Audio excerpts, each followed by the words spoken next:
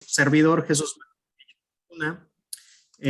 Damos la bienvenida a todos los evaluadores, miembros del COVAC, así como evaluadores de otros colegios que se les ha llegado a hacer la invitación, así como público en general. Y en especial la bienvenida pues a José Luis Almanza, que nos acompaña en esta tarde, ¿verdad? En el espacio académico que tenemos en el Colegio de Evaluadores de Nuevo León, denominada Cátedra en Evaluación Ingeniero Gonzalo E. Quiroga, el cual pues tiene la finalidad de mostrar temas relacionados con los diferentes tópicos de la evaluación, con los diferentes enfoques, sobre todo pues para ir aumentando nuestro conocimiento en este ámbito, en esta disciplina que cada día pues toma un mayor rigor científico, pero sin embargo no deja de ser un oficio y al mismo tiempo pues un arte. Bienvenido José Luis, qué bueno que nos acompañas, y si lo permiten voy a leer una breve semblanza curricular de nuestro conferencista. José Luis Almanza Rueda es maestro en ciencias con orientación en asuntos urbanos y arquitecto por la Facultad de Arquitectura de la Universidad Autónoma de Nuevo León. También tiene un máster en urbanismo por el Centro de Estudios Urbanos, el Instituto de Administración Avanzada en Madrid, España. También ha desarrollado formación en temas a lo que tiene que ver con la movilidad, con lo que es el crecimiento urbano en algunas universidades como el Tecnológico de Monterrey. También se ha formado en temas relacionados con lo que es financiamiento urbano, desarrollo del municipio, en el Instituto Lincoln, ¿verdad? Con sede en Estados Unidos. Y esta formación le ha permitido generar experiencia en lo que es coordinación de proyectos relacionados al espacio público, también en algunas tareas relacionadas a lo que es la planeación a nivel municipal, específicamente en el ámbito pues, público, en lo que tiene que ver con la gestión. También tiene producción académica ligada a líneas de investigación, como lo es la economía urbana, la recuperación de plusvalías, la regeneración urbana, la financiación urbana y el valor del suelo. En este momento es coordinador de ordenamiento territorial en el Instituto Municipal de Planeación y Gestión Urbana del municipio de San Pedro Garza García. Asimismo, imparte docencia en la licenciatura de Arquitectura en la Universidad Autónoma de Nuevo León, en la Facultad de Arquitectura. Y pues bien, José Luis, el día de hoy nos va a hablar sobre un tema que pues intenta abordar todo este amplio conocimiento, toda esta amplia experiencia que tienes, y a lo cual lo ha titulado Recuperación de plusvalías, el impacto del transporte público masivo en el valor del suelo de Monterrey. Pues muy bien, bienvenido y adelante, José Luis. Hola, gracias Fitch, doctor Fitch, por la introducción que me haces. Un gusto estar aquí platicando con el Colegio de Evaluadores. Si me permiten, voy a compartir pantalla para dar inicio a esto que bien comentó el doctor Fitch acerca de la recuperación de plusvalías, que es un tema que se ha platicado mucho, sobre todo en el entorno internacional, que ahorita vamos a ver que ya está muy utilizado en muchas partes del mundo. Sin embargo, en Monterrey siempre su uso ha sido limitado, en parte porque no está muy claro cuál es el impacto en el valor del suelo que provoca la infraestructura urbana o la inversión pública en materia de desarrollo urbano. Básicamente, la estructura de esta presentación la voy a dividir en 5 partes. Una introducción muy breve acerca del entorno urbano y por qué esto es importante. Algo de los principios de economía urbana que fundamentan lo que se ha hecho con esta investigación y con este trabajo que se ha estado realizando. En sí, ¿qué es la recuperación de plusvalías? ¿A qué nos referimos con plusvalías y con recuperación? ¿Cuál es el caso en particular de Monterrey y los hallazgos que hemos encontrado en torno al valor del suelo específicamente impactado por el transporte público masivo. Y finalmente unas conclusiones de reflexión que buscan que tengamos pues una visión de hacia dónde podría ir tanto este tema de la recuperación de plusvalías como la investigación en el valor del suelo en general en la ciudad. Esta investigación en lo general parte de una hipótesis que es muy sencilla. Si se identifica un aumento en el valor del suelo provocado por la inversión pública, entonces los instrumentos de recuperación de plusvalías pueden ser una opción de financiamiento urbano en la infraestructura urbana del municipio de Monterrey. Es decir, digamos que lo único que está faltando para que este instrumento, la recuperación de plusvalías, sea viable en el municipio es que se compruebe o que se identifique de algún modo el aumento en el valor del suelo provocado por la inversión pública. ¿Y por qué? Este gráfico igual y lo habrán visto en otros lugares, pero porque el mundo primordialmente se está convirtiendo en un mundo urbano. La Organización de las Naciones Unidas nos ha estado como advirtiendo que para 2025 el 50% de la población estará viviendo ya en entornos urbanos. En México ya estamos casi por el 80%.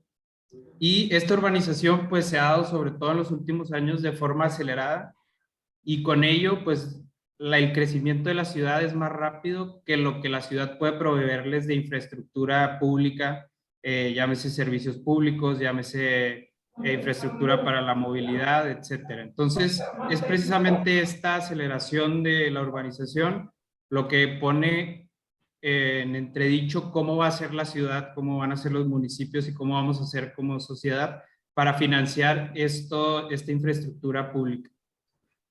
Y aquí viene una paradoja que escribió Donald Trump en 1994, donde habla de por qué era tan difícil financiar la infraestructura pública, porque siempre era un tema en las ciudades, si esta aumentaba siempre el valor del suelo servido por mucho más que el costo de la propia infraestructura.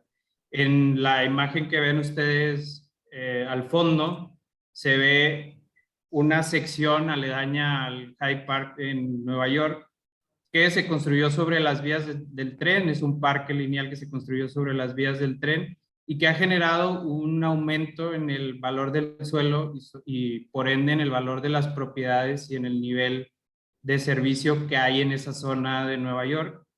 Es decir, el costo que tuvo la regeneración o la introducción de ese parque ya generó beneficios a los propietarios que había en los alrededores, que digamos la inversión o la generación de este parque pues se hizo con los impuestos de todos los neoyorquinos. Sin embargo, algunos de los beneficiados son los que están en las zonas aledañas. Vamos a ver qué pasa más adelante aquí en la ciudad de Monterrey. Y empiezo con algo muy básico, que son los principios de la economía urbana,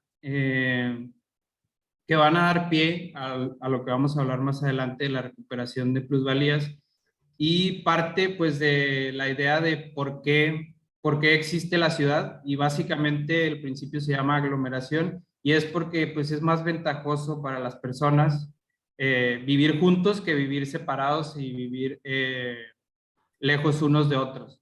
Segundo, ya una vez que tenemos esa ciudad, ¿dónde en la ciudad los actores económicos, las personas van a competir dentro de esa ciudad por ver quién se asegura las locaciones más ventajosas, ver quién tiene la accesibilidad a sacar los productos al mercado, a los clientes, etcétera? Y luego esta competitividad que se da al interior de la ciudad va a formar interacciones espaciales a distintos niveles y que dependerán de qué tan grande o pequeña es la ciudad, que nosotros lo vemos en el caso de Monterrey, las relaciones bidireccionales que tienen zonas residenciales como Cumbres con las zonas de trabajo como San Pedro, provocan ciertas ciertas interacciones espaciales que a lo mejor no se repiten en otra zona, lo mismo a lo mejor las zonas residenciales de García, pero que trabajan en zonas industriales de Apodaca, y luego cómo respondemos nosotros con el transporte público a esas relaciones. Y por lo tanto, pues existen jerarquías, habrá jerarquías de relaciones industriales, de relaciones de servicios, de relaciones gubernamentales, ¿no? Y de equipamiento urbano, como el caso del centro metropolitano. Y finalmente, la competitividad que genera la ciudad hacia afuera dependerá de qué tan bien hicimos todos estos 4 elementos, ¿no? Qué tan bien nos aglomeramos, qué tanta accesibilidad le dimos a los habitantes, qué tanta interacción espacial resolvimos y cómo integramos esa jerarquía para que la ciudad sea competitiva a nivel global. En ese sentido, aparece el principio de la renta urbana. ¿Qué es la renta urbana? Pues la renta que genera el suelo una vez que se dio la producción y los costes de transporte de lo que generó ese terreno. Históricamente, para describir este esquema que ustedes ven ahí, que es el modelo de von Thunen, el primero que llegó a enunciar este tema fue Adam Smith en 1776, y él hablaba que, pues por condiciones lógicas, la renta de una tierra que esté cerca del mercado o cerca de la ciudad va a ser mayor que la que esté en una zona remota del campo. Esto suponiendo que las dos tuvieran igual fertilidad, digamos, en cuanto a producción agropecuaria o en cuanto a tamaño, ¿no? ¿Qué nos dice o qué nos anticipaba Smith y qué pretende explicarnos aquí von Thunen? Pues es que cuanto más lejos estemos del mercado o de los bienes, de los satisfactores de consumo, pues más transporte vamos a requerir para llegar hacia ese lugar. Por lo tanto, más gastos de producción vamos a tener de origen. Entonces, el principio de la localización, es decir, qué tan cerca estamos dentro de la ciudad, qué tan cerca estamos de la aglomeración, dependerá en gran medida por qué la renta del suelo es mayor. Y esto se refleja, digamos, en las ciudades y en los valores del suelo. En el caso, por ejemplo, de la ciudad de Monterrey, en la zona metropolitana de Monterrey, pues se refleja por qué los costos del suelo en Valle Oriente pues son mayores que los que tenemos en otras zonas de la ciudad, ¿no? Como podrían ser la periferia, que apenas se está urbanizando, que todavía está en proceso de zona rural. Y bueno, aquí surge, esta renta va a depender de estos satisfactores urbanos, de qué tan cerca estamos como propietarios, en el caso de los propietarios, de una localización privilegiada. Y pues el suelo, al no ser, digamos, móvil, pues dependerá mucho de cuál es el trabajo que ha hecho esa ciudad en su conjunto como sociedad para generar esos satisfactores y esos mismos valores. La recuperación de plusvalías no es más que tasar de algún modo esa ganancia que tienen los propietarios del suelo por acciones que no les corresponden a ellos. ¿A qué me refiero con esto? El valor del suelo, del valor del suelo urbano, se puede dar de 4 maneras de forma muy generalizada. Una, debido al esfuerzo del propietario, que es cuando yo mejoro mi propiedad, le agrego servicios, le genero infraestructura de calidad, desarrollo un edificio más bonito que se vuelve un atractivo para el mercado, etcétera. Todo eso es el incremento del valor del suelo que se puede describir en el inciso A.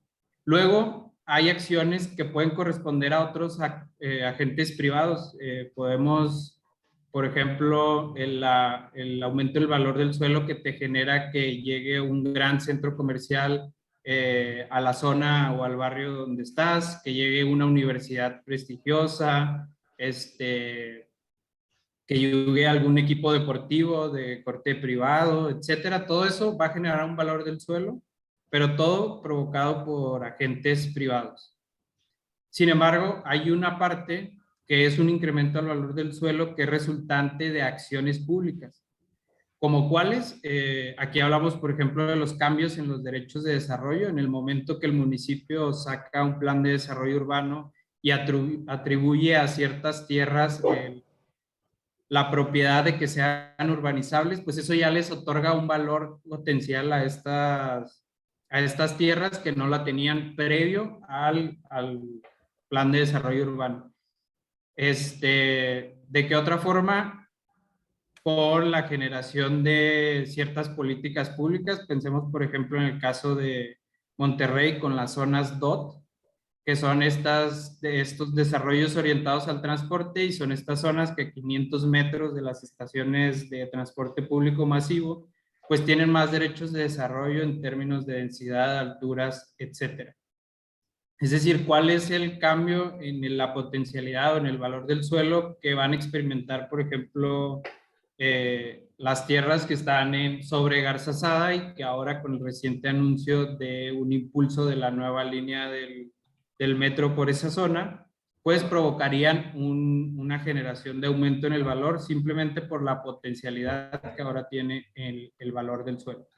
Y la otra es por inversiones públicas. Construir efectivamente ese metro pues va a traer una repercusión para el entorno, la repercusión diferenciada que puede tener que lo construyas a nivel de suelo, que lo construyas elevado o incluso que lo construyas subterráneo, y otras inversiones públicas. La más notoria y la que todos conocemos es cuando en las afueras de la ciudad llega la inversión pública generando satisfactores de servicios, es decir, llega el agua potable, llega el drenaje, y entonces esos terrenos se convierten en terrenos urbanos que ya pueden ser vendidos a un precio distinto del rural tradicional. Entonces, la recuperación de plusvalías busca atacar estos últimos dos elementos: los cambios en los derechos de desarrollo que provoca la misma administración pública, específicamente el municipio, y las inversiones por obras públicas. ¿Esto para qué? Como lo vimos antes, el proceso de desarrollo de la ciudad siempre va más rápido que la satisfacción en la infraestructura, y generalmente la satisfacción en la infraestructura se debe a falta de opciones de financiamiento para la misma. Ahorita vemos un poco cómo está el caso específicamente en la ciudad. Y hay muchos tipos, no me voy a detener mucho en estas categorizaciones, pero uno es los impuestos y tasas. La recuperación de plusvalías más famosa que conocemos es el impuesto a la propiedad inmobiliaria, o sea, el predial. Hay otras opciones que son algunas extracciones o cargos regulatorios por derechos de construcción.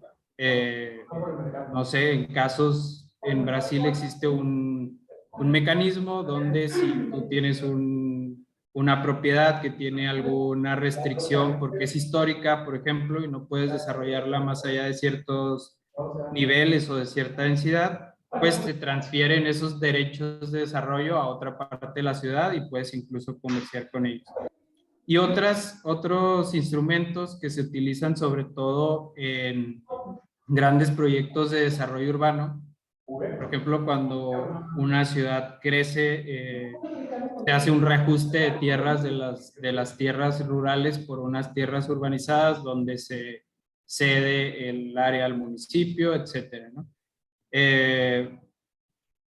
Adquisición pública de tierra privada, las expropiaciones para construir nuevas calles, nuevos parques que también han sido como utilizados, sin embargo, pues llegan a ser un poco más caras, sobre todo para la administración, de lo que podrían ser otros mecanismos. Finalmente, hay muchos antecedentes en el mundo que datan incluso desde el Imperio Romano, al cobrar, digamos, a los propietarios o a las villas por donde iba a pasar sus carreteras, se les cobraba a ellos el financiamiento de las mismas. Pero en el caso más reciente tenemos muchos de los principales metros del mundo están siendo desarrollados por estos mecanismos. Un ejemplo que tengo aquí es el metro de Hong Kong. Este metro se hizo con un esquema de donde la línea del metro iba a ir pasando, se determinaba un precio para el valor del suelo anterior al, al, al proyecto de metro en sí. Entonces, el mismo metro, el municipio compraba esos terrenos, de manera que cuando el metro ya se desarrollara, esos predios tuvieran un valor más grande y luego venderlos al valor de la infraestructura ya utilizada, ¿no? Entonces, este metro, el metro de Hong Kong, es uno de los únicos metros que es financieramente sostenible, es decir, que no recibe financiamiento público, sino que se convirtió en una desarrolladora inmobiliaria que, digamos, comercia con los terrenos públicos que obtuvo con una expropiación, digamos, a precio anterior de que se desarrollara el metro. Se han construido de los 70 a la fecha 220 kilómetros de red de metro, subterráneo todo, con 84 estaciones. Creo que el número en Monterrey andaba por ahí de 40, 50 kilómetros también desde los 80 para acá. Entonces, pues nos habla del potencial que tiene como desarrollo este tipo de opciones. En el caso mexicano también se han hecho, no es un instrumento ni nuevo ni que sea desconocido. Incluso ahorita lo vemos un poco en la normativa, ya existe. En el caso de la Ciudad de México, la renovación de la calle Mazarik, que incluía 130 metros cuadrados de renovación, renovación de banquetas, de calle, de soterramiento de infraestructura, etcétera, fue pagada por una contribución de mejoras de los mismos propietarios de los locales aledaños y que se iban a ver beneficiados de la intervención. Requirió, obviamente, en este caso, una participación, no recuerdo si el 50 o el 30% de la Ciudad de México, pero bueno, ya habla de una reducción de costos que implica que los beneficiarios del proyecto directos en términos económicos e inmobiliarios, pues participen de lo que se les va a generar en términos de beneficio. En el caso de Monterrey también tenemos un caso, la Macroplaza en Monterrey fue construida con dos instrumentos, con el de compra de tierras a precio anterior al de la producción de la Macroplaza y con expropiación. Es decir, si tú querías, te podían expropiar, si no, podrías participar en el desarrollo inmobiliario que iba a traer la Macroplaza. Es donde las cosas empiezan a ponerse dudosas, ¿no? La Macroplaza prometía a los que participaron en el proyecto que al cabo de 10 años el desarrollo inmobiliario de la zona pues iba a ser el de una zona muy densificada con grandes edificios. Sin embargo, el aumento en el valor del suelo se está provocando apenas hasta nuestros días. Apenas hasta ahorita se está provocando un aumento en el valor del suelo en la zona. Y digamos que los grandes edificios que se crearon fueron los propios de gobierno, ¿no? El Congreso, Infonavit, el propio Condominio Acero, etcétera. O sea, fue muy limitado el crecimiento y digamos que no se comprobó que iba a haber un aumento del valor directo por la creación de la Macroplaza, sino hasta muchos años después. Entonces eso nos queda como la duda, si este instrumento que funciona en la teoría, que funciona en muchas partes del mundo, funcionaría en el caso particular de la ciudad de Monterrey. Y nos vamos al caso de Monterrey, ¿no? Monterrey, como zona metropolitana, tiene el 92% de los habitantes de todo el estado y como municipio tiene por sí solo el 25%. Siempre que vemos índices similares al de ciudades prósperas, vamos a ver que el desempeño económico de Monterrey es muy bueno, la competitividad, la producción económica, todo lo que viene en la parte privada siempre tiene buenos indicadores de desempeño. Sin embargo, cuando nos vamos a la parte pública, es decir, a la de los satisfactores por el transporte público masivo, la cobertura de la propia infraestructura para la movilidad, servicios públicos, etcétera, ahí es donde siempre empieza a tener como ciertos retos en cuanto a esos indicadores. Entonces, ¿esto de qué nos habla? Pues que hay de algún modo un esquema que está beneficiando al propietario, que está beneficiando a la sociedad en general, pero que eso no se ve reflejado, o al menos no a la misma velocidad, en la infraestructura pública de la ciudad. Y bueno, la primera, digamos, hipótesis que había dentro de la investigación pues es que no se puede, no existe el mecanismo de recuperación de plusvalías en ninguna de sus formas en el municipio, entonces por eso no se puede. Sin embargo, vemos que tanto en los códigos fiscales, como en las propias constituciones, como en las propias leyes de asentamientos humanos, tanto a nivel nacional como estatal, en todos se plantea un esquema de recuperación de plusvalías. ¿Qué es lo que pasa? Que esto no ha terminado de bajar al nivel de aplicación o al nivel operativo, no ha terminado de bajar al nivel de reglamentos.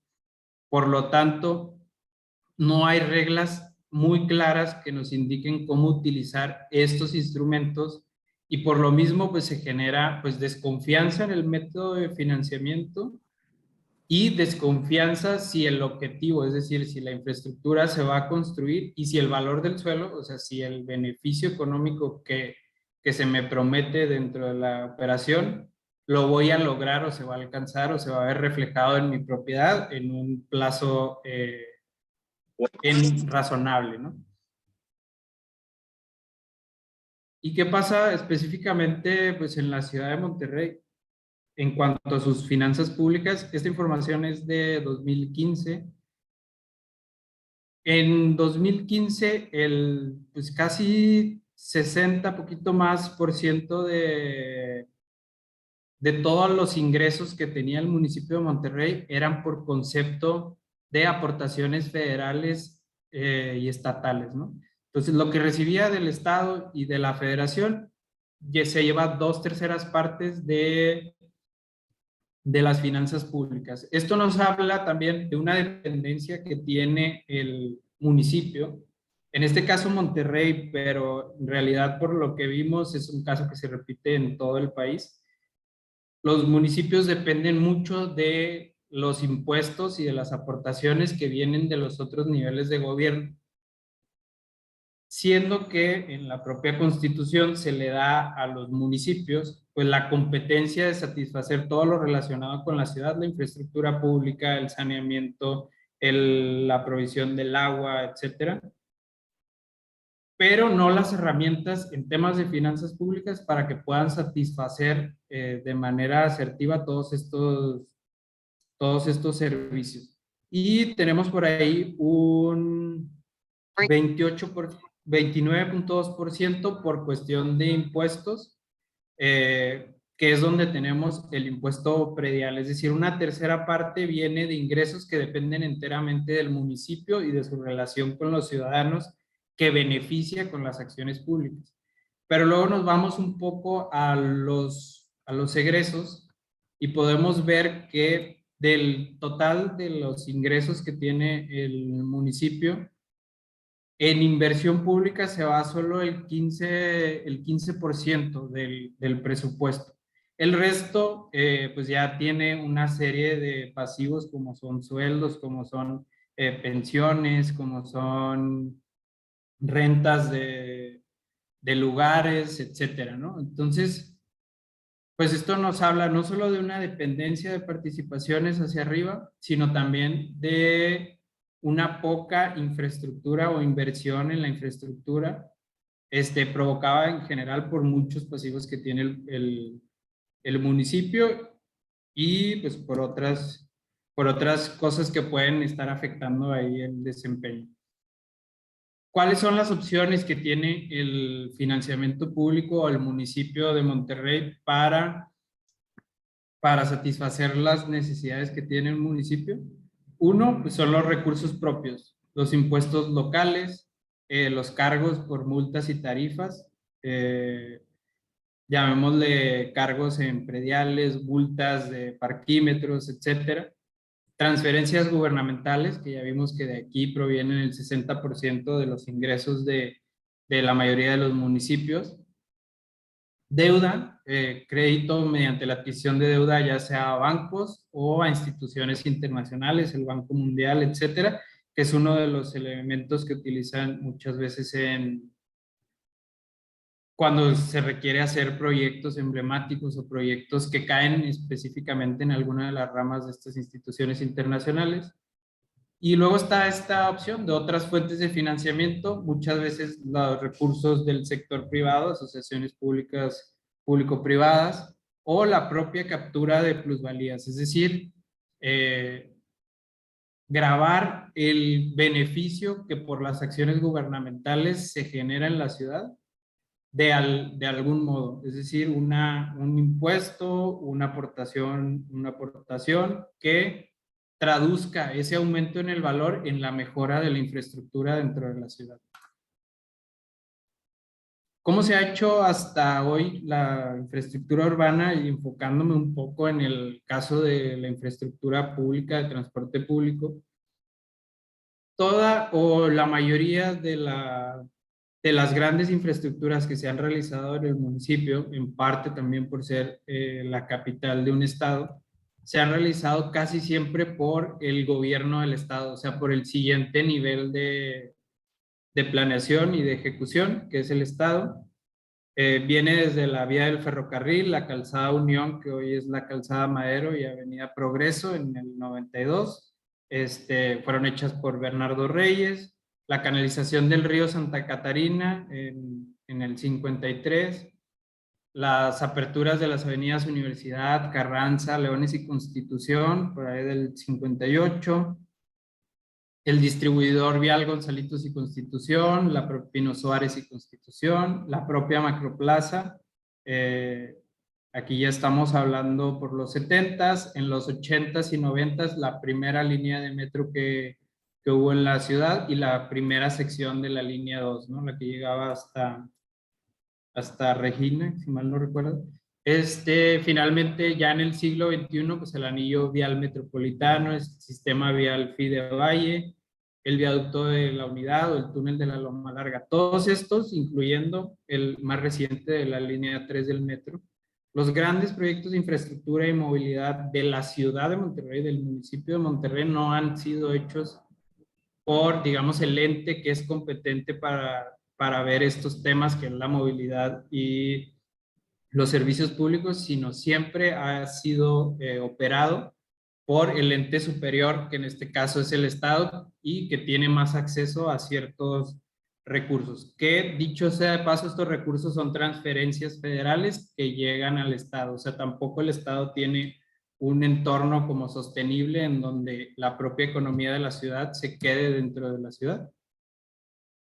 Y pues surge como esta duda, ¿no? ¿En qué medida la infraestructura urbana del transporte público masivo genera plusvalía en el suelo de Monterrey? En el fondo tenemos una imagen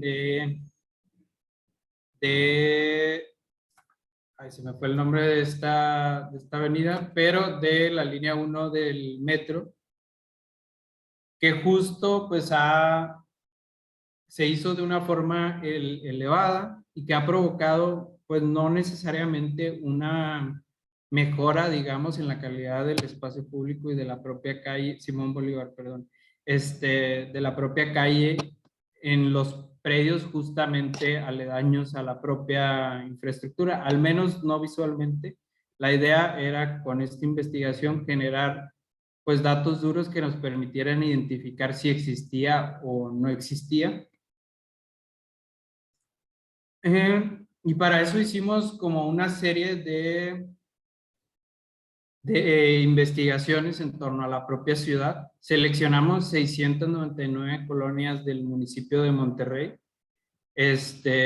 con múltiples indicadores. Ahorita concretamente vamos a hablar de los de accesibilidad o de los del tema del transporte público masivo, porque creemos que fueron los que arrojaron pues los indicadores más interesantes en torno a este tema. Se tomaron 699 colonias de Monterrey y no las cerca de 1,200 que hay en el municipio, porque eran las que tenían un indicador de valor de suelo catastral en 2012, en 2016 y en 2019. Para nosotros era importante registrar el cambio que se había llevado a cabo en estos periodos de años, y ahorita les comento por qué era importante en términos de transporte público, pero al final se tomaron las colonias que llevaban mayor consolidación de información y de las cuales teníamos acceso a esa información. Se sacaron los valores catastrales de 2012, 2016 y 2019 en pesos y en dólares para también sacar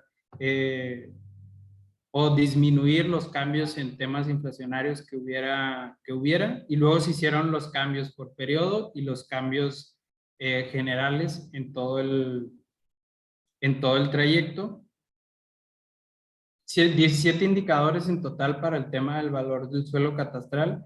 Se utilizó el valor del suelo catastral y no el valor de mercado, primero por el nivel de consolidación de la información, y segundo, porque aún, ustedes han de saber mejor que yo, pero aún cuando ya llega al valor del suelo catastral, aún cuando sea un porcentaje del valor del suelo de mercado que puede cambiar, lo que nos interesaba a nosotros saber era si había habido un cambio y de qué magnitud había sido el cambio. O sea, nos interesaba el porcentaje de cambio entre el valor base de 2012 y el valor de 2019. Entonces, digamos que en este valor de suelo catastral, que generalmente se realiza después de hacer una valoración masiva, pues ya nos arrojaba como cierta consolidación del valor del suelo que podíamos comparar entre sí. Entonces, ¿qué nos arrojaba? En estos dos mapas que ven aquí, no se ven muchas sorpresas, ¿no? El valor del suelo, las zonas más caras coinciden con las que tradicionalmente conocemos. La zona de cumbres, la zona de country, la zona de carretera nacional, a lo mejor la más cercana todavía a Lázaro Cárdenas y esta zona, algunas zonas por ahí de San Jerónimo. Y el cambio con respecto a 2019, que pues que refleja, digamos, esto mismo, ¿no? La mejora en el valor del suelo de estas zonas que tradicionalmente identificamos con altos valores del suelo. Sin embargo, el cambio, analizando solo el valor del suelo, viene cuando lo vemos como porcentaje. Y en este aspecto vemos que en porcentaje no son las zonas con mayor valor, o las comúnmente con mayor valor, las que mayor crecieron, sino en parte, digamos que una razón natural es las zonas periféricas, que fueron las que se urbanizaron de algún modo entre 2012 y 2019, o que recibieron la infraestructura pública necesaria para tener servicios a pie de calle. Hablamos de las zonas acá al norte de La Alianza, Mirasol, etcétera, y las zonas de nueva creación o urbanización al sur en la carretera nacional. Pero también en porcentaje vemos el desempeño muy marcado del centro metropolitano, concretamente del norte del centro del primer casco histórico, al norte de la Avenida Colón, y que es esta zona que comúnmente identificamos como una zona en decadencia industrial, pero que ha sufrido o que ha experimentado varios fenómenos de cambios en los últimos años, ¿no? Los crecimientos de edificios de departamentos que se han hecho en el centro de Monterrey o se orientan hacia el río Santa Catarina o se orientan al norte hacia la Avenida Colón y Avenida Madero, ¿no? y pues la construcción de la línea 3 del metro que pasa por una de esas zonas. Ahorita vamos a ver qué tanto influye esto en la generación. Y lo que hicimos fue dividir esas 699 colonias en 7 grupos eh, que nos permitían clasificar desde el grupo 1, que es la que menos experimentó un cambio en el aumento del valor. Este es el caso de Satélite y las zonas aledañas a Mederos, por ejemplo. Destaca ahí también unas zonas de country. En el grupo 2 vienen algunas zonas de cumbres, sobre todo los primeros sectores, la colonia Independencia. Y luego así nos vamos, ¿no? Hasta tener el grupo 6 y 7, que son los que experimentaron mayores cambios en el valor del suelo. Específicamente, ahorita vamos a ver cómo se desempeña el grupo 6, que digamos es el que tiene todavía indicadores normales con respecto al resto de los indicadores de los grupos. En el grupo 7 ya tenemos ciertos indicadores que se escapan un poco de los resultados normales, entonces que la razón puede ser eh, ajena a lo que estamos estudiando aquí. Y luego finalmente, para clasificar el tema del transporte público masivo, lo que hicimos fue ver cuáles de estas 699 colonias se encontraban a menos de 500 metros primero de la línea 1 y 2 de Metrorrey. Estas se fueron juntas porque para cuando la fecha de que nosotros estamos recabando nuestros datos, que es 2012, la línea 1 y 2 de Metrorrey ya estaban construidas y operando. Entonces, para nosotros era importante tener este grupo, digamos, de control que ya tiene las líneas en funcionamiento y que, digamos, el beneficio urbanístico, pues ya se les dio, ¿no? Con este tema del DOT y con el programa de desarrollo urbano vigente del municipio. Luego está la relación que hay con la ecovía, un transporte público masivo, pero no del nivel de un metro, un transmetro concretamente, que va a nivel de calle, que tiene menor nivel de servicio en términos de movilización de personas, que tiene mucho más tamaño que cualquiera de las líneas 3, de las líneas de metro, y que además se anunció, se construyó y se puso en operación en los años que estudiamos, de 2012 a 2019. Es decir, aquí teníamos un indicador que nos podía indicar si el valor del suelo se debía en parte al periodo de su anuncio, al periodo de su construcción o al periodo de su operación. En el caso, luego tenemos el caso de la línea 3 del metro, que hasta 2019 todavía no estaba en operación. Entonces, que también nos indica si hay un efecto en el anuncio o en la posible construcción de una infraestructura pública de esta envergadura para generar un aumento en el valor del suelo. Luego, para generar esto mismo con la relación con los servicios de transporte público masivo y sin relación con ellos, y las distancias que hay desde los subcentros urbanos, que sabemos que influye en el valor del suelo de las propiedades, ¿no? Y aquí tenemos un resumen general. El 9% de las colonias del municipio tienen una estación de la línea 1 y 2 de metro a menos de 500 metros, el 3.3% con la línea 3, el 12% tiene alguna relación con la ecovía, y finalmente, pues una de cada 5 colonias tiene un transporte público masivo a menos de 500 metros de su lugar, ¿no? Que vemos que están concentradas en su mayoría todo el transporte público masivo en el centro metropolitano o bien hacia el norte de la ciudad. Y digamos que es el resumen de lo que sucede con la comparativa de medias. Lo que ven del lado izquierdo es el porcentaje del aumento en el valor del suelo y nos refleja cómo hasta cierto punto, hasta el grupo 6, pues hay un impacto positivo con las colonias que tienen una cercanía con el transporte público masivo. La mayor de, segregando cada una de esas por tema, pues las que provocan mayor apreciación dentro del valor del suelo, o que inducimos que así lo generan por la comparativa de medias que vimos, y el análisis de varianza que se vio, son las líneas de metro, ¿no? Las líneas completas de un transporte público masivo. Y finalmente, la que menos, la línea 3, que no se puso en operación. O sea, también aquí identificamos que la operación, la puesta en marcha de la misma línea y sobre todo los beneficios que trae en términos urbanísticos y de mercado tener unas de estas líneas mejoran. Sí, este análisis se hizo a nivel de colonia, entonces digamos que en el nivel de colonia se elimina lo que podamos,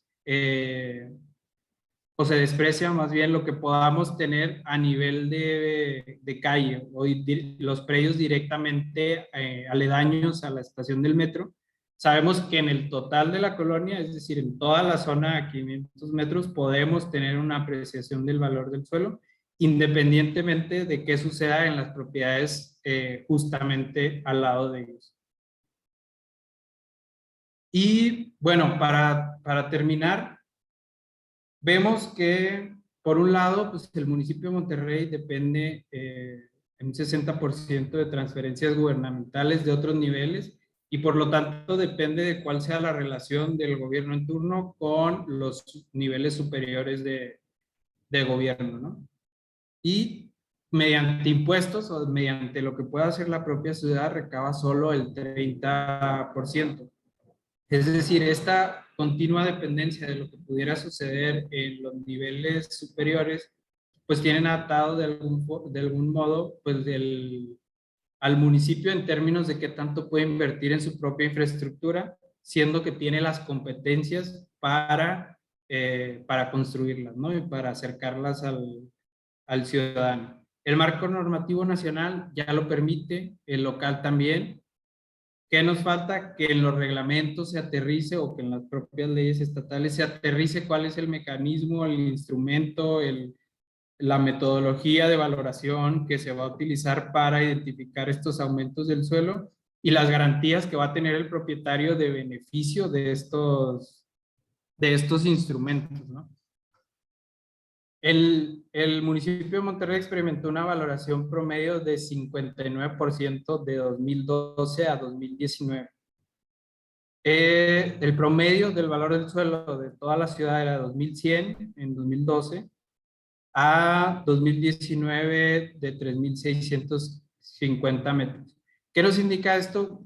Que el fenómeno de la valorización en el suelo de la ciudad se está viendo, se está generando, la economía en el valor del suelo está subiendo, y por lo tanto, digamos que hay potencial de mecanismos para la inversión. No habría una razón o un incentivo para no mejorar la infraestructura de esos mismos suelos, siendo que esos mismos suelos se están apreciando y están teniendo una dinámica a la alza en la economía general, ¿no?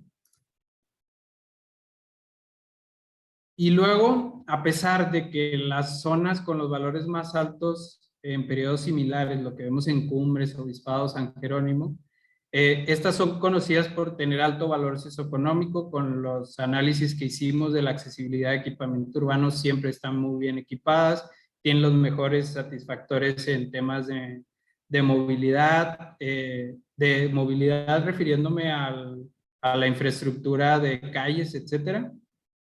Sin embargo, el cambio se da de mayor manera en las zonas donde no necesariamente ya teníamos un valor del suelo alto, concretamente en el centro metropolitano, en las zonas recién urbanizadas y en zonas que tienen acceso a equipamientos de infraestructura importantes, ¿no?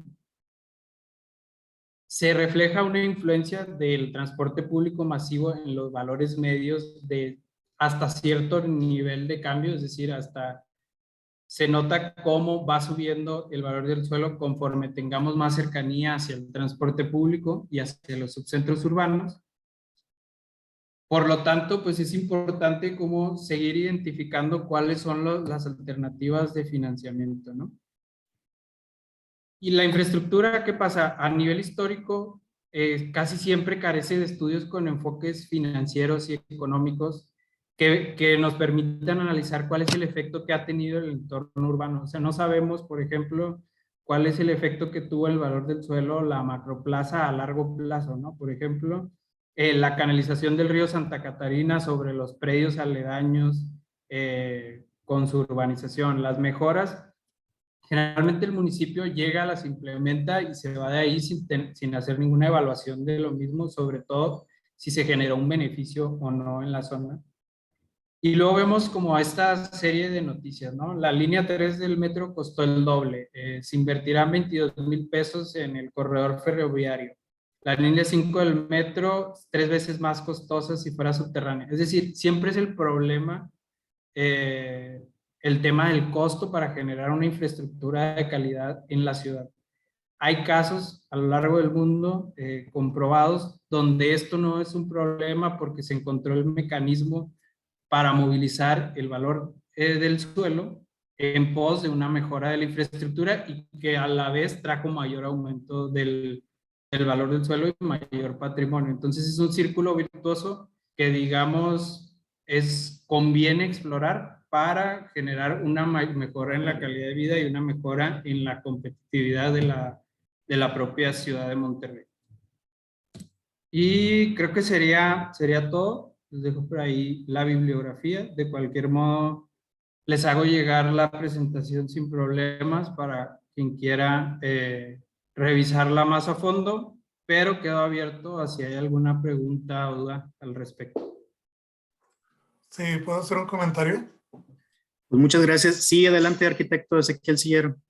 Sí, muchas gracias. Sí, yo creo que la plusvalía es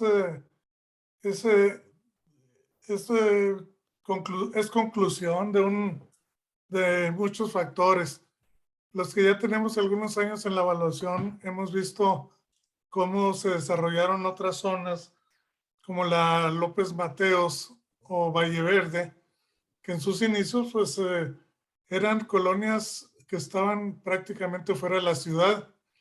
Entonces ahí la plusvalía, como estoy viendo ahora en otros desarrollos, la están generando también particulares, no necesariamente una infraestructura promovida por los gobiernos tanto municipales como estatales. Lo podemos ver ahorita en el caso de García. García pues no tiene una infraestructura de transporte masivo de gente, pero pues vemos cómo están estructurando esa parte de la ciudad y está teniendo una plusvalía, pues yo creo que se sale de los rangos que tú traes ahí señalados. Es todo el comentario, gracias. Muchas gracias, arquitecto Ezequiel Siller. Pues bien, pues muchas gracias, José Luis, por esta presentación, ¿verdad? Que nos acabas de señalar, ¿verdad? Este trabajo, pues, se realizó por ahí en la Maestría de Asuntos Urbanos de la Facultad de Arquitectura de la Universidad Autónoma de Nuevo León. Y José Luis desde un principio traía este interés de ver estas repercusiones y con la experiencia que tuvo en España, con el conocimiento que tiene sobre los temas de la evaluación del mercado del suelo, cómo generan, pues, dan todo el ciclo, ¿verdad?, hacia lo que tiene que ver con el proceso y desarrollo urbano, en donde, pues, el mecanismo del conocimiento sobre la ciudad desde una perspectiva económica se puede utilizar para la financiación, ¿sí? Como ha señalado, en el contexto latinoamericano hay algunos aciertos, pero todavía pues hace falta trabajar más en esto, como lo comentaba José Luis. Definitivamente el caso de Monterrey, una ciudad que hoy por hoy cubre el primer lugar, ¿verdad? Con respecto a el ratio de personas con vehículos privados. Es un tema también que va dando pautas para cómo se da este manejo de la infraestructura hacia el transporte público. Además, el tema de los hábitos, ¿verdad? Locales que están con relación al transporte privado y el transporte público. Y pues bueno, hay muchos elementos a considerar, sobre todo este incremento de valores en las áreas centrales, esta parte en la zona pues, de la alianza que ahorita desde la Facultad de Arquitectura se ha incorporado como parte de un tema a estudiar.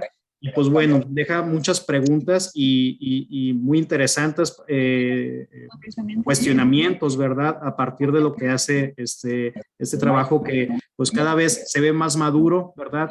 José Luis, se ve un trabajo que va dando pues para mucho y más aún que ahora viene pues este proyecto de la nueva Constitución de Nuevo León.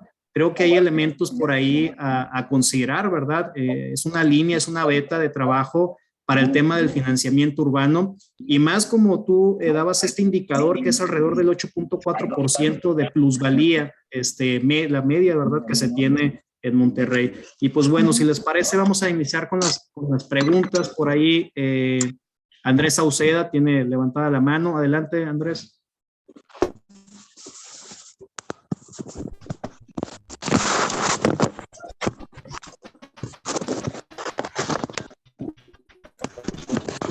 No se te escucha, Andrés.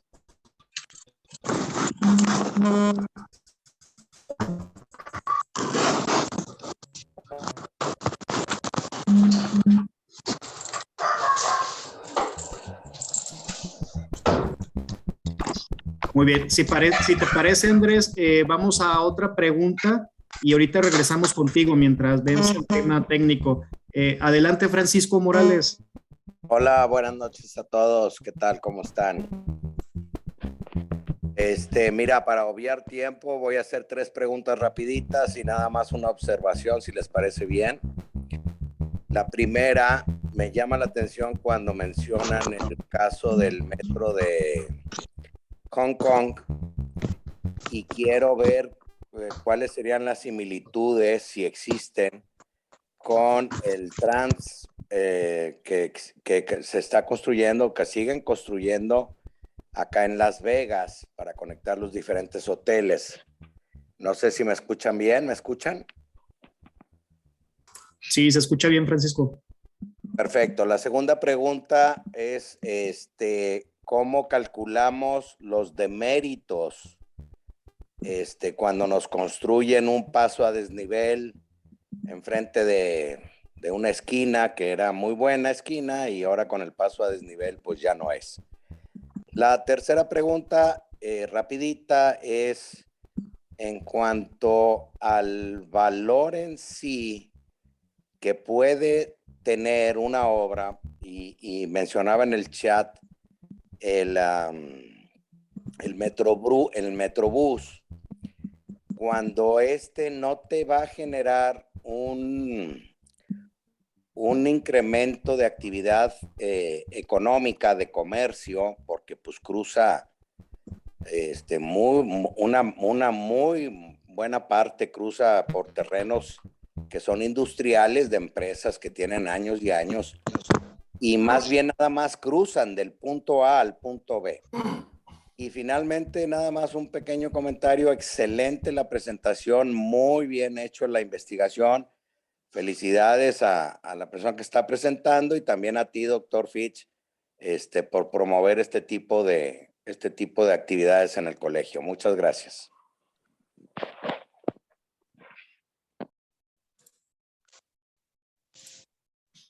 Muy bien, pues Bueno, José gracias, Luis, Francisco, por las preguntas. Respecto a lo que comentabas de las similitudes con lo que se está realizando en Las Vegas, no tenemos el dato propiamente de Las Vegas, pero sí vemos, al menos en los casos del metro de Atlanta, del metro de Washington, del metro de Los Ángeles, en el caso como más cercano aquí a México. ¿Sí se me está escuchando? Perdón. Sí, sí se escucha, José Luis. Sí, se escucha muy bien, gracias. Hola, ¿ya se me escucha? Sí, Sí, sí se escucha. Perdón. Sí, te comentaba que el caso de Los Ángeles, Atlanta y Washington son los casos que tenemos como más cercanos en cuanto a infraestructura para la movilidad, concretamente de líneas de tren, de metro, que han sido utilizadas con alguno de estos instrumentos de recuperación de plusvalías, ya sea por contribución para mejoras o movilización de las tierras donde se van a construir.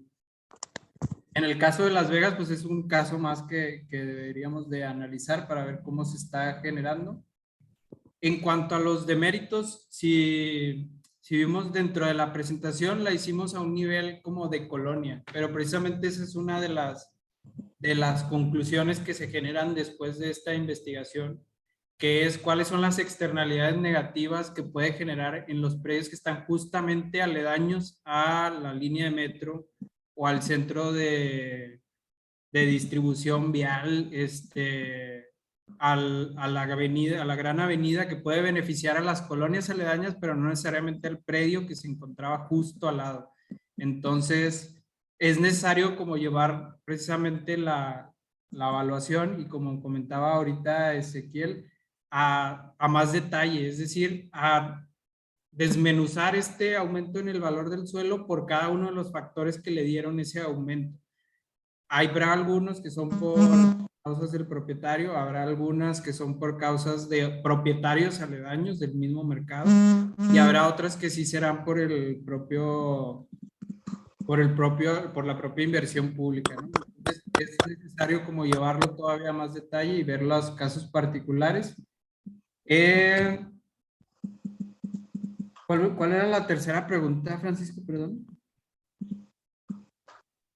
Sí, la tercera pregunta iba más enfocada por ejemplo, cuando la infraestructura no genera directamente a todo lo largo, por ejemplo, del Metrobús, pues no genera beneficios económicos o actividades económicas, porque cruza por un largo tramo terrenos industriales, zonas industriales, donde hay empresas muy grandes, terrenos enormes, pero que no se van a prestar a un uso comercial. Entonces, ¿qué pasa cuando tengo una línea que tiene que ir del punto A al punto B, cruzando el, no sé, 50% por zonas donde no voy a generar actividad económica? Porque entiendo que la plusvalía, pues, es generar actividad económica. Corrígeme si me equivoco. No, sí, efectivamente, y a eso me refería con fortalecer los instrumentos y la metodología que garanticen que se va a generar un aumento en el valor del suelo. Es decir, si yo voy a construir una línea de metro, pero las estaciones no me van a servir para el desarrollo, para mi predio, no me van a servir, no me alcanzan a dar servicio, pues yo no me veré beneficiado en cuanto al valor del suelo por esa obra, me veré beneficiado por otras cosas o por el aumento en la demanda del mercado de la zona, pero no por la obra en sí. Entonces, hay varias metodologías y casos que se utilizan en otras partes del mundo para identificar precisamente los beneficios que se obtienen de estas infraestructuras. O sea, no basta con que pase por enfrente una línea de metro, sino que yo tenga la accesibilidad directa a ese sistema y que ese sistema me lleve a donde yo quiero ir. O sea, tampoco que me pasen una línea de metro que va hacia un lugar donde mi zona no tiene relación, ¿no? Claro. Lo Nada, mismo, lo mismo sí. pasa con muchas de estos distribuidores viales, a lo mejor a escala metropolitana, que tienen una función metropolitana de movilizar personas de municipio a municipio, pero que no necesariamente benefician al predio en particular que se encuentra cercano a ellas en distintas zonas. Claro. Si me permites, nada más abundando un poquito, cuando hablabas del tema de la macroplaza, yo siento que el problema aquí es de tiempos. El gobierno quiere hacer la obra y necesita los recursos, pero los necesita en el corto plazo. Y te ofrecen a ti la recuperación o la plusvalía, nada más que adivina qué, esa es a largo plazo. Y ahí es donde yo creo que puede estar el lío, el lío del asunto, perdón. En este. No sé si me escuchaste. ¿Sí me escuchan? Sí. Escuchamos, Francisco. Ok. José Luis, ¿sí pudiste hacer? Nada más para concluir, es que se me hace que se desconectó. Se me hace que se desconectó.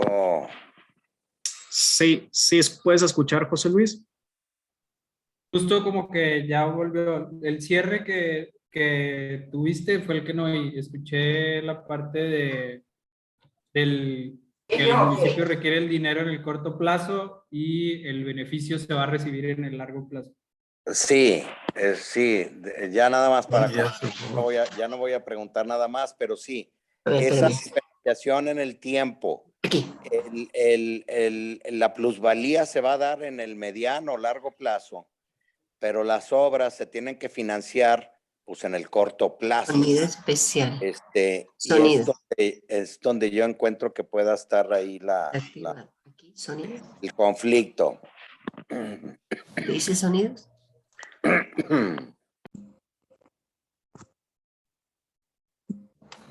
No quiero. Sí, igual y nada más acotando ahí rápido para dar paso a más preguntas. Sí, el tema con tener un instrumento que diga, que formalice o institucionalice el proceso, pues da garantías financieras, es decir, el municipio puede ahora sí acceder a los créditos o liberar recursos con la garantía de que en el futuro, por decir, un pago aumentado en el impuesto predial, pues va a recibir el beneficio en los futuros, o es la forma de los fideicomisos, entre otros. Perfecto, felicidades José Luis, felicidades doctor Fitch. Gracias. Muy bien, muchas gracias, Francisco. ¿Alguien más que tenga alguna pregunta, algún comentario? Veo que en el chat hay una pregunta que señala, José Luis, ¿cómo influye la inflación en la plusvalía? En este caso, también es parte de lo que nosotros quisimos como identificar, no fue el objeto propiamente de la investigación, pero es parte de lo que se tiene que generar. Pero nosotros forma parte de desmenuzar el valor del suelo y qué lo provocó, si lo provocó dinámicas del mercado o la propia inflación o las situaciones macroeconómicas, se debería identificar en qué medida. Algo que hicimos para mitigar este factor en nuestro caso fue convertir los indicadores a dólares y, digamos, disminuir la propia inflación que pudiera tener en este caso el peso, o que continuamente tiende a ser más dinámico en los valores, y trasladarlo al peso en momentos reales en el tiempo. En 2016 y en 2019 nos permitió como observar cómo influía precisamente esta inflación y restársela, ¿no?, del valor del suelo. Muy bien, muchas gracias.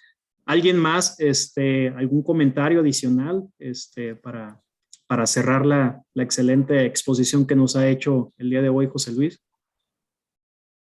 Pues a ver si ahora sí me escucho, Fitch. Sí, te escuchas muy bien, Andrés. Era nada más un comentario.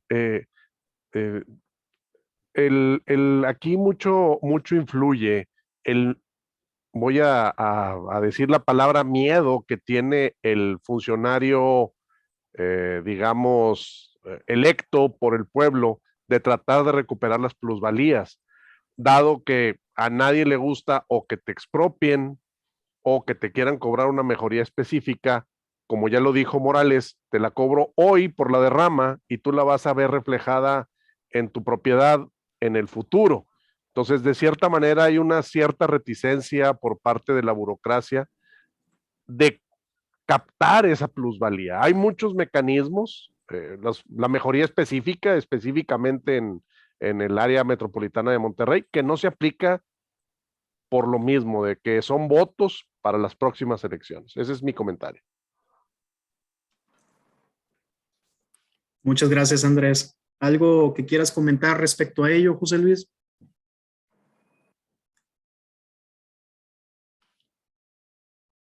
¿Sí nos escuchas, José Luis?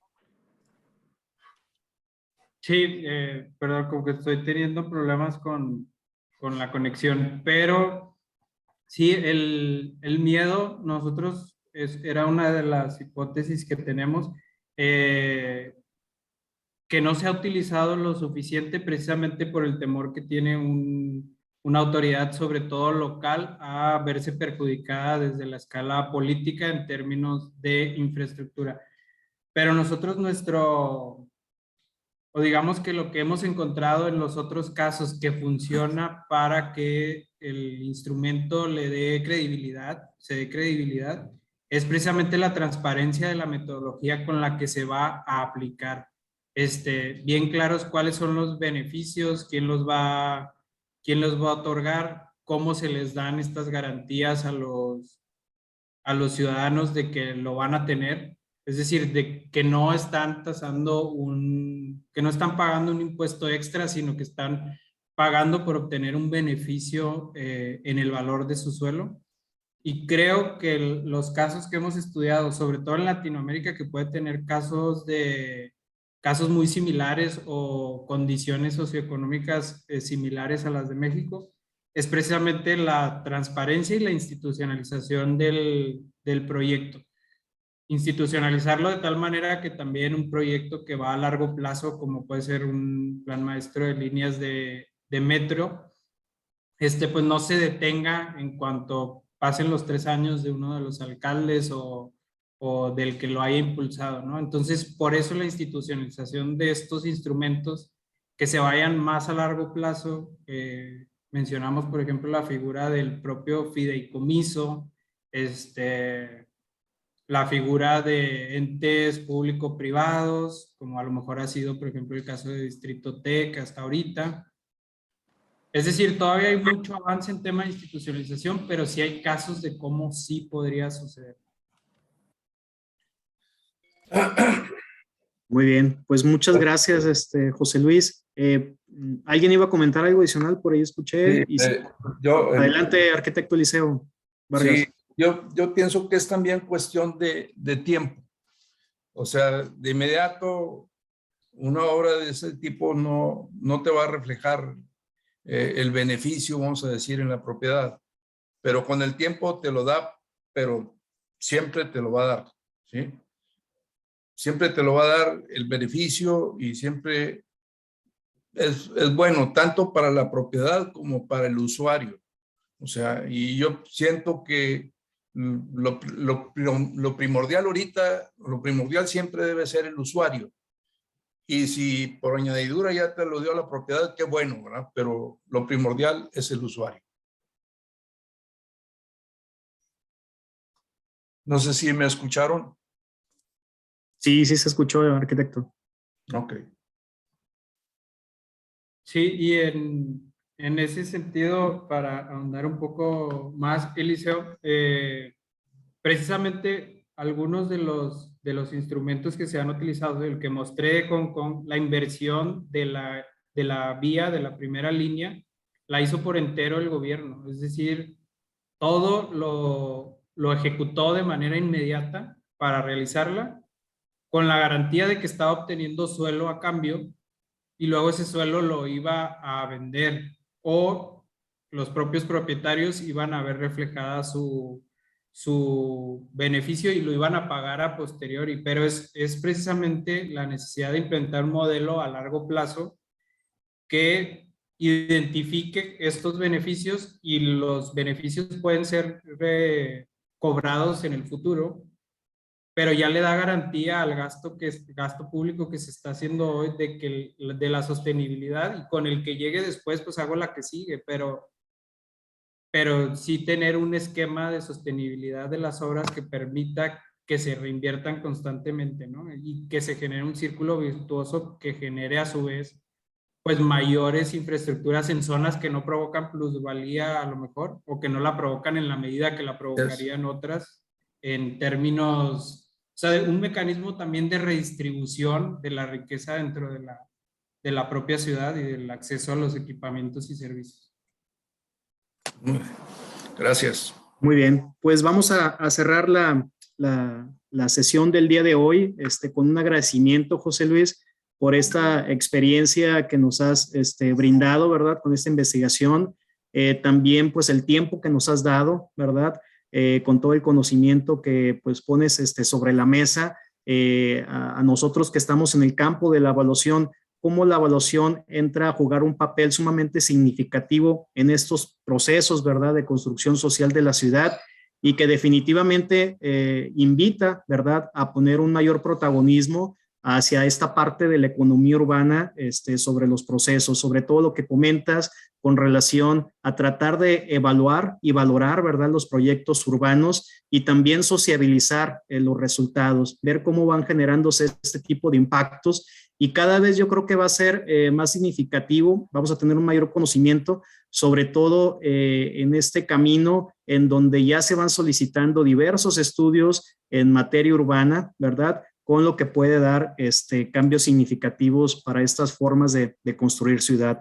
Para ello, si me permiten, a nombre del Colegio de Evaluadores de Nuevo León, se le va a entregar un reconocimiento, el cual está pues en este momento en firma, ¿verdad? Y se te va a entregar personalmente, José Luis, ahorita por el tema de la modalidad en la que nos encontramos, a nombre del ingeniero Ramón Olvera Herrera, presidente de la mesa directiva 2021-2022 del Colegio de Evaluadores de Nuevo León, a nombre del maestro Alfredo Ayala Costa, de la Comisión de la Cátedra de Evaluación, y un servidor, doctor Jesús Manuel Fitch Osuna, pues nos complace en darte este reconocimiento, maestro José Luis Almanza Rueda, por tu plática vía webinar, recuperación de plusvalías, el impacto del transporte público masivo en el valor del suelo de Monterrey, dentro del programa de la Cátedra en Evaluación, ingeniero Gonzalo de Quiroga Gantún. Pues muchas felicidades y muy agradecidos con las aportaciones que nos has brindado pues esta tarde-noche.